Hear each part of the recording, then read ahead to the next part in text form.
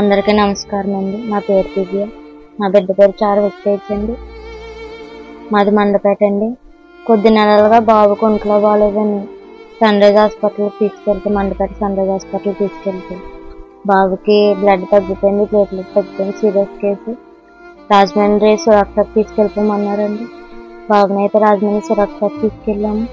అక్కడైతే ఐసీయూలో 3 రోజులు పెట్టారండి. ప్లేట్లెట్ బ్లడ్ ఎక్కిచ్చారండి. అయితే అక్కడ డాక్టర్లు అయితే బాబుకు ప్లేట్లెట్ నిలబడతలేదు, అయితే సీరియస్ కండిషన్, బాబుకి మూలు టెస్ట్ చేయాలని అన్నారండి. మూలు టెస్ట్ అయితే చేయించామండి. రాజమండ్రి స్వతంత్రకి వెళ్ళామండి. బాబుకి ఏమన్నా క్యాన్సర్ కట్ట ఏమైనా ఉందేమోనని స్వతంత్రకి వెళ్ళామండి. స్వతంత్రాలు అయితే క్యాన్సర్ కట్ట ఏమి లేదని చెప్పారండి. బాబుకి అయితే ప్లేట్లెట్ తగ్గడం మాత్రం మానలేదండి, అలాగా తగ్గుకుంటూ వచ్చినాయి. 5 నెలల నుంచి ప్లేట్లెట్ బ్లడ్ ఎక్కిస్తున్నామండి బాబుకి అయితే మళ్ళీ బ్లడ్ తగ్గిపోతుందని బాగా సీరియస్ అయిందండి. మళ్ళీ అప్పుడు విజయవాడ రెయిన్బో హాస్పిటల్కి వెళ్ళామండి. రెయిన్బో హాస్పిటల్కి వెళ్తే మూలు టెస్ట్ చేయాలన్నారండి. మళ్ళీ స్పెషల్ టెస్టులు కూడా చేశారండి. బాబుకి బ్లడ్ టెస్టులు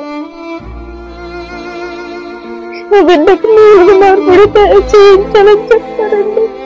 బాబు అయితే చిన్న వయసు 4 సంవత్సరాలండి.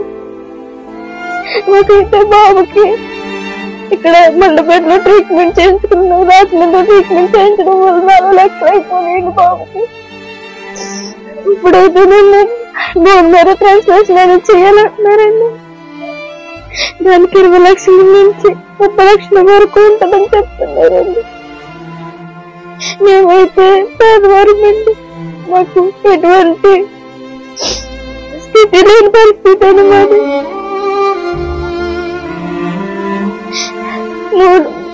బోన్ మ్యారో టెస్ట్ అయితే విజయవాడలో కూడా చేరన్నారండి. హైదరాబాద్ కానీ చెన్నై కానీ బెంగళూరు కానీ తీసుకెళ్ళిపోవాలన్నారండి బాబుని. మా తల్లిదండ్రులు చూస్తారండి, కూలి పనికి వెళ్ళి పని చేసుకునేవాళ్ళండి. మేము 2 లక్షలు అయితే మా బిడ్డను ఖర్చు పెట్టలేని పరిస్థితి అండి. మా బిడ్డను చూస్తే చాలా పరిస్థితిలో ఉన్నాడండి. నా బిడ్డ కొరకు మీరు అందరూ సహాయం చేయండి. మేమైతే పేదవారమండి, మేమంతా ఖర్చు పెట్టే స్థితి మాకు లేదండి. ప్రతి ఒక్కరూ నాకు సహాయం చేయమని కోరుకుంటున్నానండి. మీకు తోచిన సహాయాన్ని చేసి నా బిడ్డను బ్రతికించండి, నా బిడ్డను బ్రతికించమని కోరుకుంటున్నానండి.